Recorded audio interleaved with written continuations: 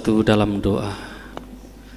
Inilah pujian, ungkapan hati kami Tuhan. Kami mau senantiasa merenungkan kebenaran firman-Mu, karena firman-Mu itu adalah petunjuk bagi kami untuk menjalani hidup ini, sehingga kami berjalan di jalan yang benar, sehingga kehidupan kami menyenangkan hati Tuhan, kehidupan kami menjadi berkat bagi banyak orang, dan kami boleh melakukan apa yang Tuhan kehendaki. Oleh karena itu Tuhan Yesus, kami ada di tempat ini. Setelah kami bersama-sama memuji Tuhan, menyembah Tuhan, kami pun rindu diberkati oleh kebenaran firman-Mu. Tuhan, tolonglah kami semua, buat kami dapat mengerti kebenaran firman-Mu dan dapat melakukannya di dalam kehidupan hari lepas hari. Hamba-Mu yang Kupercayakan untuk menyampaikan kebenaran firman-Mu, Tuhan yang mengurapi, Tuhan yang mampukan.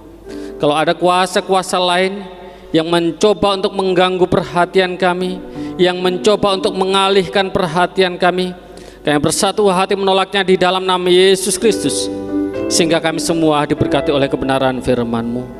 Terima kasih Tuhan, kami siap untuk bersama-sama menerima kebenaran firman-Mu. Di dalam nama Tuhan Yesus kami berdoa, haleluya, amin. Silakan duduk.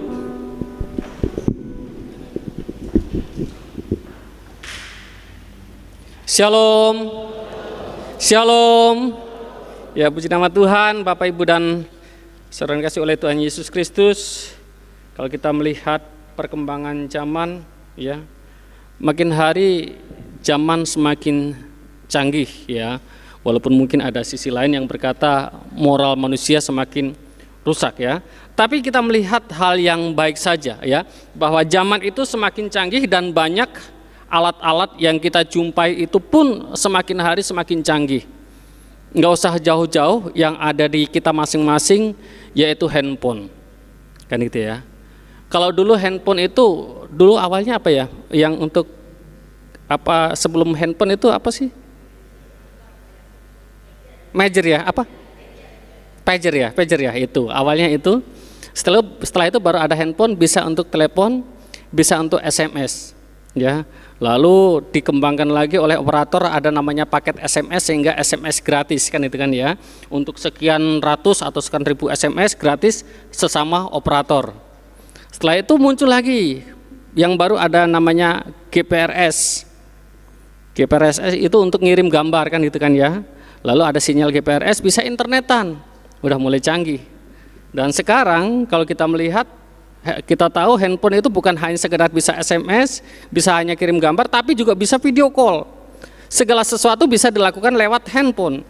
Nggak usah keluar rumah, kita belanja juga bisa lewat handphone. Begitu canggih handphone. Tapi Bapak Ibu dan saudara Tuhan, canggihnya handphone itu pun membuat manusia harus memiliki kewaspadaan yang lebih tinggi lagi. Ekstra tinggi, karena ketika handphone itu jatuh di tangan orang yang tidak benar, maka akan digunakan untuk melakukan berbagai-bagai kejahatan.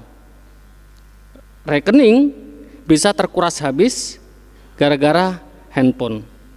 Orang bisa melakukan perbuatan jahat gara-gara handphone. Tapi di tangan orang yang tepat, handphone bisa menjadi berkat bagi banyak orang, bisa memudahkan pekerjaan, dan bisa menyelamatkan banyak jiwa. Jangan salah mengerti, yang saya maksudkan memang Tuhan Yesus yang menyelamatkan banyak jiwa, tapi menjadi sarana untuk memberitakan Injil sehingga banyak orang diselamatkan. Yang saya maksudkan adalah tergantung ke tangan siapa handphone ini jatuh. Tergantung siapa yang mengendalikan handphone ini. Kalau dikendalikan oleh orang yang benar, maka handphone ini menjadi alat yang sungguh-sungguh bermanfaat. Tapi di tangan yang salah, handphone ini menjadi sesuatu yang bisa merusak. Demikian juga setiap kita ada dua pengendali.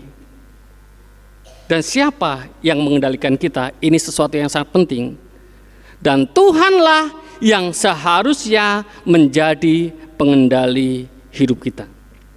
Ya, ini tema kita sepanjang hari ini, Tuhan pengendali hidupku. Kita membaca bagian firman Tuhan dari Keluaran pasal 15 ayat yang ke-13.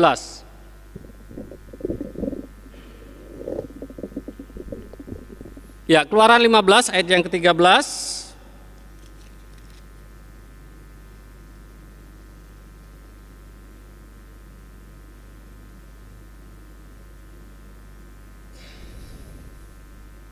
Keluaran pasal 15 ayat yang ke-13, sudah mendapatkan semuanya? Sudah mendapatkan semuanya? Iya. Kalau yang belum dapatkan tinggal angkat kepala sedikit dan lihat ke depan. Sudah ada di layar monitor ya. Kita baca bersama-sama Keluaran pasal yang ke-15 ayat yang ke-13. 1, 2, ya. Dengan kasih setiamu engkau menuntun umat yang telah kau tebus. Dengan kekuatanmu engkau membimbingnya ke tempat kediamanmu yang kudus. Ya. Dengan kasih setiamu engkau menuntun umatmu yang telah kau tebus. Dengan kekuatanmu engkau membimbingnya ke tempat kediamanmu yang kudus. Kembali saya katakan bahwa ada dua yang bisa menjadi pengendali hidup kita dan kita bisa memilihnya. Kenapa kita bisa memilihnya? Karena memang manusia diciptakan dengan kehendak bebas. Atau dalam bahasa Koreanya itu free will. Kehendak bebas. Oleh karena kehendak bebas inilah juga yang menyebabkan manusia jatuh dalam dosa. Karena manusia tidak diciptakan seperti robot yang harus mengikuti terus oleh apa yang dikatakan oleh pembuatnya. Tidak. Tapi diberikan kehendak bebas. Manusia diberikan perintah untuk merawat taman, untuk memakan boleh semua buah dalam taman dimakan, kecuali buah tentang pengetahuan yang baik dan yang jahat.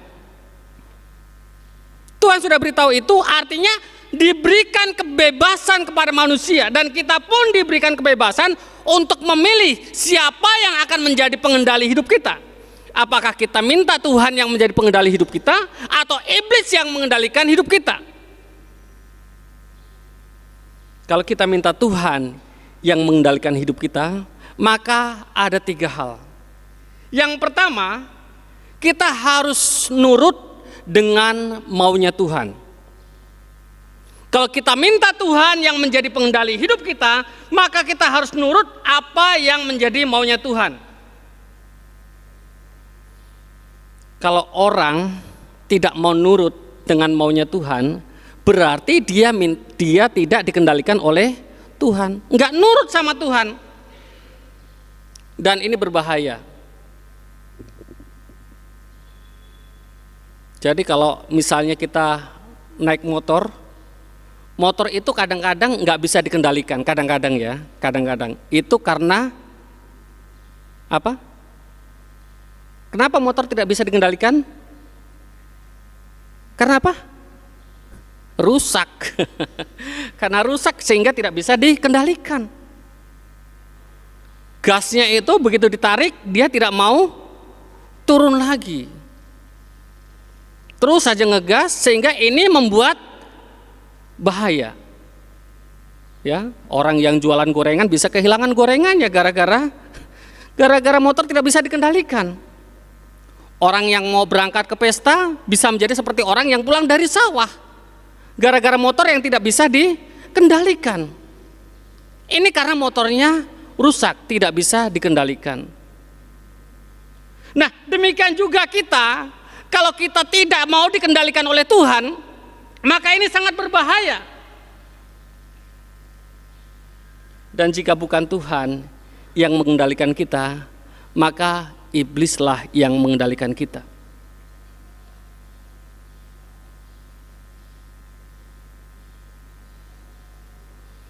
Dan kita tidak bisa berkata kita hanya mengikuti oleh kemauan diri kita sendiri. Saya nggak mengikuti kemauan Tuhan dan saya nggak mengikuti kemauan iblis. Saya hanya mengikuti kemauan diri saya sendiri. Ini tidak mungkin. Karena hanya ada 2, berbuat baik atau berbuat jahat, dan nggak ada di antaranya itu, antara baik dan jahat itu tidak ada. Kalau berbuat baik berarti mengikuti kendali Tuhan. Kalau berbuat jahat berarti mengikuti kendali iblis. Nah, sekarang yang kita lakukan, yang kita kerjakan adalah apakah kita melakukan sesuatu yang menyenangkan Tuhan atau menyenangkan iblis. Kalau kita menyenangkan Tuhan berarti kita memang mengikuti kendali Tuhan. Dan kita nggak bisa mengikuti dua-duanya karena keduanya sangat bertentangan. Tuhan menghendaki sesuatu yang baik atas kita, sedangkan iblis menghendaki sesuatu yang tidak baik. Keduanya bertentangan. Antara keinginan Tuhan dan keinginan iblis itu sangat bertentangan, sehingga kita tidak mungkin mengikuti kedua-duanya. Dan kita harus pilih salah satu. Sekarang tinggal kita putuskan, kita mau dikendalikan oleh Tuhan atau mau dikendalikan oleh iblis. Dan kita tidak bisa memilih dua-duanya, karena tidak mungkin mengabdi kepada Tuhan. Artinya kita hanya bisa memilih salah satu saja untuk kita turuti. Itu yang pertama, kalau kita memang minta dikendalikan oleh Tuhan, maka kita harus nurut dengan maunya Tuhan. Harus nurut, ikuti apa yang menjadi maunya Tuhan. Bangsa Israel hidup dalam kendali Tuhan. Dia ikut apa maunya Tuhan. Dia disuruh jalan lurus, lalu ketemu dengan laut. Kalau kita perhatikan di di bagian sebelumnya di pasal ke-14, dan dia bingung mau kemana. Tapi itu maunya Tuhan, sampai di seberang sampai di depan laut dan tidak ada jalan lagi mau kemana lagi. Seolah-olah menemui jalan buntu. Tapi mereka turut, mereka ikut apa maunya Tuhan, walaupun kadang-kadang mereka mengeluh, bahkan sering mengeluh kepada Tuhan, sering berteriak kepada Tuhan, karena jalan yang ditunjukkan oleh Tuhan terasa sepertinya berat. Perjalanan hidup kadang-kadang juga begitu. Tuhan punya perintah kepada kita, kadang-kadang kita rasa sangat berat. Tapi kalau kita mau dikendalikan oleh Tuhan, maka kita harus ikuti apa yang menjadi perintah Tuhan. Itu yang pertama. Dan yang kedua,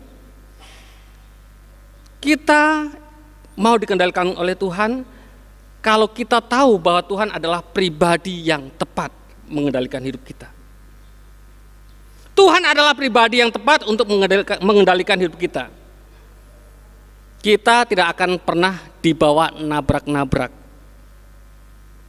Dalam kendali Tuhan, kita tidak akan pernah dibawa kepada suatu yang celaka. Karena rancangan Tuhan adalah rancangan damai sejahtera. Dalam Yeremia pasal 29 ayat 11. Sebab aku ini tahu rancangan apa yang ada padaku tentang kamu, yaitu rancangan damai sejahtera, hari depan yang penuh dengan harapan. Adakah orang tua yang sangat sayang kepada anaknya tapi berusaha mencelakakan anaknya? Saya pikir tidak ada. Orang tua yang begitu sayang dengan anaknya, dia berusaha bagaimana agar anaknya ini senang, bagaimana agar anaknya ini berhasil. Apapun dia korbankan agar anaknya berhasil, agar anaknya menjadi baik, apapun dia korbankan. Demikian Tuhan, pemilik kita, dia yang sangat menyayangi kita, maka dia tidak pernah merancangkan sesuatu yang tidak baik atas kita. Jadi kalau kita dikendalikan oleh Tuhan, maka itu adalah sesuatu yang tepat. Karena Tuhan akan membawa kita kepada sesuatu yang baik. Yesus sangat mengasihi kita. Semua yang dikerjakan oleh Tuhan Yesus, semua yang diperintahkan Tuhan untuk kita, itu semata-mata untuk kebaikan kita. Semata-mata untuk kebaikan kita. Oleh karena itu kita harus nurut. Karena semuanya adalah untuk kebaikan kita. Seperti orang tua yang sangat sayang pada anaknya, semua perintah yang diberikan orang tua kepada anaknya itu demi kebaikan anaknya. Nah, kamu nanti sekolah di sini ya, kamu nanti ambil kuliah jurusan ini ya. Karena orang tua merancangkan sesuatu yang baik atas anaknya, walaupun tidak bisa dipaksakan juga, terserah. Tapi ini adalah maunya orang tua supaya anaknya berhasil, kan begitu. tapi dikembalikan lagi kepada anak yang akan menjalaninya, kan gitu. Tapi yang saya maksudkan adalah segala sesuatu dilakukan oleh orang tua untuk merancangkan sesuatu yang baik atas anaknya, demikian juga Tuhan.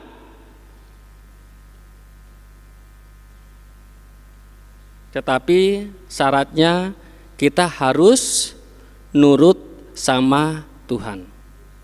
Tuhan merancangkan sesuatu yang baik, dan sesuatu yang baik itu akan kita alami kalau kita nurut dalam kendali Tuhan. Karena Tuhan adalah pribadi yang tepat untuk mengendalikan kita. Jangan bandel sama Tuhan. Ya, jangan bandel sama Tuhan. Bilang dulu sama kanan kirimu, jangan bandel sama Tuhan. Bilang nurut ya sama Tuhan gitu. Iya, nurut sama Tuhan. Apapun perintahnya, seberat apapun perintahnya, nurut aja sama Tuhan. Tuhan yang mengendalikan kita, dan Dia pasti tidak akan salah. Tidak akan salah mengendalikan kita. Dia mengendalikan dengan benar, dan kita akan diarahkan ke arah yang benar, yang tepat. Dan kita akan mencapai rancangan Tuhan, rancangan yang penuh dengan harapan, hari depan yang penuh dengan harapan. Yang penting kita nurut dengan maunya Tuhan. Jangan belok ke kanan atau belok ke kiri. Ikut saja apa maunya Tuhan. Itu yang kedua. Dan yang terakhir, yang ketiga, kalau kita mau dikendalikan Tuhan, maka kita harus percaya penuh akan Tuhan. Orang yang tidak percaya pasti nggak akan nurut. Orang yang nggak percaya pasti nggak akan nurut. Tapi kalau kita benar-benar percaya, maka kita akan nurut. Sekarang pertanyaannya adalah, sejauh mana tingkat kepercayaan kita kepada Tuhan? Kalau tingkat kepercayaan kita kepada Tuhan itu tinggi, maka kita akan nurut sama Tuhan. Oh, Tuhan pasti punya rancangan yang sangat baik, sehingga Tuhan memberikan perintah ini kepada saya. Tuhan punya rancangan yang sangat baik, sehingga sesuatu ini yang secara manusia sangat sulit, tapi terjadi atas saya. Kalau kita sungguh-sungguh percaya, maka kita akan nurut. Kadang-kadang kita percaya banget sama manusia, sehingga kita nurut, dan kadang-kadang kita kena tipu karena saking percayanya. Siapa yang pernah kena tipu? Pernah kena tipu? Nggak ada satupun yang nggak kena tipu. Saya juga pernah kena tipu. Semua orang pernah kena gara-gara percaya. Iya, gara-gara percaya kena tipu. Tapi kalau percaya kepada Tuhan tidak akan kena tipu.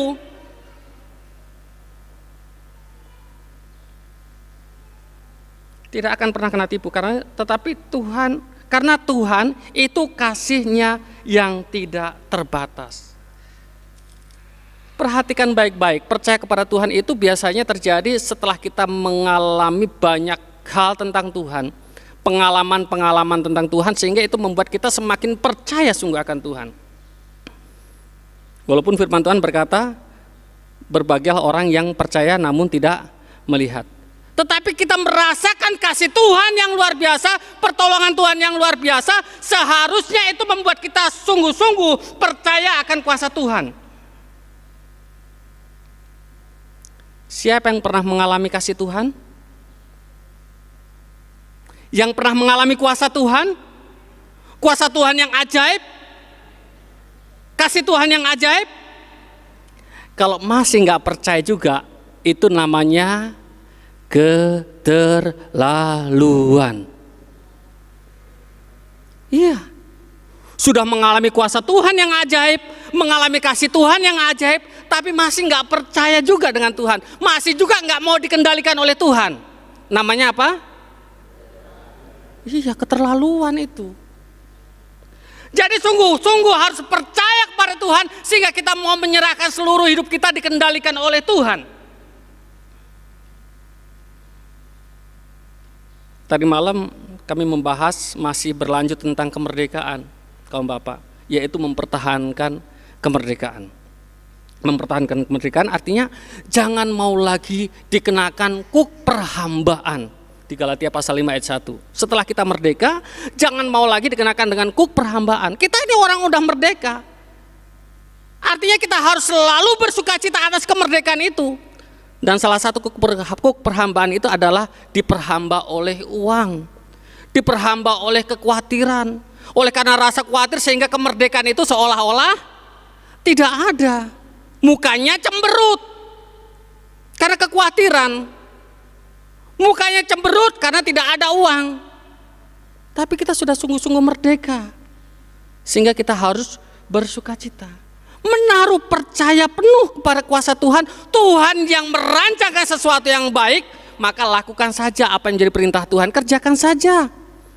Bangsa Israel ketika sampai di jalan buntu, dan Tuhan nyatanya buka jalan dengan Musa memukulkan tongkatnya ke laut itu, sehingga laut itu terbelah menjadi dua. Bagi kita jalan buntu, tapi bagi Tuhan ada 1000 jalan. Semua dapat dilakukan oleh Tuhan. Yang penting kita nurut sama Tuhan, percaya sama Tuhan, nurut sama Tuhan, kerjakan saja apa perintah Tuhan, kerjakan saja apa maunya Tuhan. Jangan kita berpikir seandainya ini, nanti kalau ini bagaimana. Gak usah pikirkan.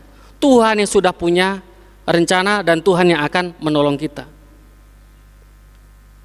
Dan kalau kita mau dikendalikan oleh Tuhan, maka percayalah, kita akan menerima segala berkat yang Tuhan sudah janjikan kepada kita. Kiranya firman Tuhan menjadi berkat bagi kita sekalian. Kita berdoa. Tuhan Yesus, kami bersyukur untuk kebenaran firman-Mu yang mengingatkan setiap kami pada pagi hari ini, agar kami memberi hidup kami dikendalikan oleh Tuhan, sehingga kami menerima rancangan-rancangan Tuhan yang indah atas kami. Walaupun kadang-kadang perintah Tuhan kami rasa berat, kami rasa sulit, tetapi berikan kemampuan pada kami untuk melaksanakannya, untuk melakukannya Tuhan. Bila kami semua menaruh percaya penuh akan kasih Tuhan, menaruh percaya penuh akan rancangan Tuhan, sehingga kami mau nurut dalam kendali Tuhan. Terima kasih untuk kebenaran firman-Mu, meteraikan dalam diri kami masing-masing. Di dalam nama Tuhan Yesus kami berdoa dan mengucap syukur. Haleluya. Amin.